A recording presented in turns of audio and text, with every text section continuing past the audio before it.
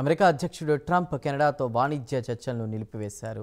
US టారిఫ్లను వ్యతిరేకిస్తూ ఆ దేశం ఇచ్చిన ప్రకటనలే ట్రంప్ ఆగ్రహానికి కారణమయ్యాయి. అమెరికా జాతీయ భద్రత, ఆర్థిక వ్యవస్థను టారిఫ్లు చాలా అవసరం, కానీ కెనడా ఈ విషయాన్ని గుర్తించకుండా దారుణంగా ప్రవర్తించిందని ట్రంప్ అంటున్నారు.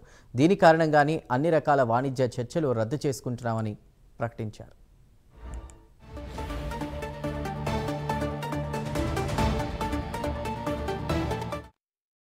కెనడాలోని ఒంటారియో ప్రావిన్స్ అమెరికా మాజీ అధ్యక్షుడు రొనాల్డ్ రీగన్ గతంలో రేడియోలో మాట్లాడిన మాటలను ఎడిట్ చేసి ఓ ప్రకటన రిలీజ్ చేసింది. ఇందులో టారిఫ్లను తప్పుపడుతూ ఫ్రీ ట్రేడ్ని సమర్థిస్తూ ఉంటుంది. టారిఫ్లు విధించడం దేశభక్తిలాగా కనిపించవచ్చు, దాని ఫలితం తాత్కాలికమే తప్ప దీర్ఘకాలంలో ఉపయోగపడదని రీగన్ మాటలు ఉంటాయి. దీనిపై రీగన్ ఫౌండేషన్ కూడా స్పందించింది. ఈ ప్రకటనకు తాము ఎలాంటి అనుమతి ఇవ్వలేదని తెలిపింది. అదే సమయంలో కెనడా ప్రధాని మాటలు కూడా ట్రంప్ కోపానికి కారణమయ్యాయి.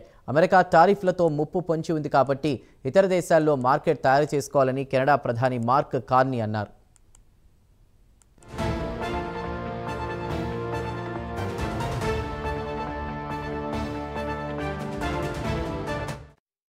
ఈ ఎపిసోడ్ల తర్వాత కెనడా తమను చీట్ చేసిందని, అమెరికా కోర్టులను అక్రమంగా ప్రభావితం చేయడానికి ట్రై చేసిందనే అభిప్రాయానికి ట్రంప్ వచ్చారు. మరోపక్క అమెరికా అధ్యక్ష ఎన్నికల నాటి నుంచే కెనడా 51వ రాష్ట్రంగా చేరాలని ట్రంప్ డిమాండ్ చేస్తున్నారు. దీన్ని కెనడా సర్కార్ ఖండిస్తూ వస్తోంది. తమ దేశం అమ్మకానికి లేదంటూ గట్టిగా చెప్పింది. అధికారంలోకి వచ్చిన తర్వాత పొరుగు దేశంపై ట్రంప్ సుంకాలతో విరుచుకుపడ్డారు. ప్రతిగా కెనడా కూడా టారిఫ్లు విధించింది. కెనడా నుంచి దిగుమతి చేసుకుంటున్న వస్తువులపై ట్రంప్ 35% టారిఫ్లు విధించారు. ఇదే కాకుండా రంగాల వారీగా టారిఫ్ను ప్రకటించారు. అమెరికా, మెక్సికో, కెనడా అగ్రిమెంట్ కింద కవర్ అయినటువంటి వస్తువులకు మాత్రం మినహాయింపు ఇచ్చారు. ఈ టారిఫ్ల ప్రకటన తర్వాత నుంచి అమెరికా, కెనడాల మధ్య మాటల యుద్ధం నడిచింది.